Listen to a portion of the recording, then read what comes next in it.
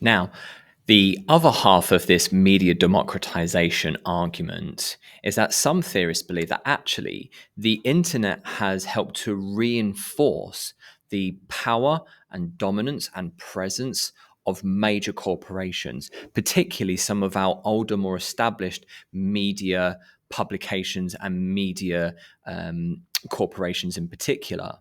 So, for example, there is this idea that if we look at certain media brands or certain media conglomerates, that actually they were very quick because they already had that money and power and wealth beforehand, that they were able to quickly identify that the internet was going to be the next big marketplace back in the mid to late 90s.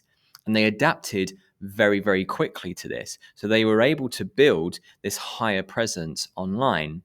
You only have to look at Amazon as well. In this country alone, particularly during COVID, 30 pence out of every pound was spent on Amazon.co.uk.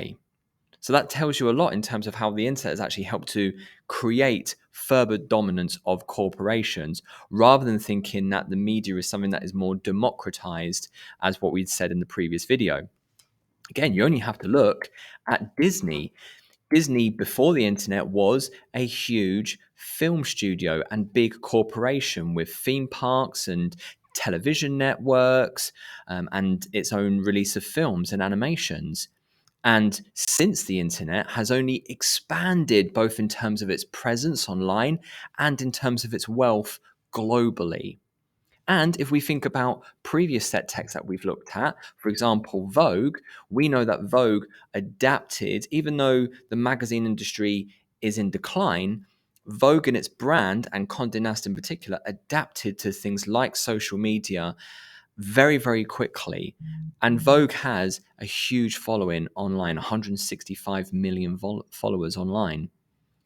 So start to think now in terms of how the internet is actually causing not so much a democratization of the media, but is actually going in the other direction and is creating a much more hierarchical nature.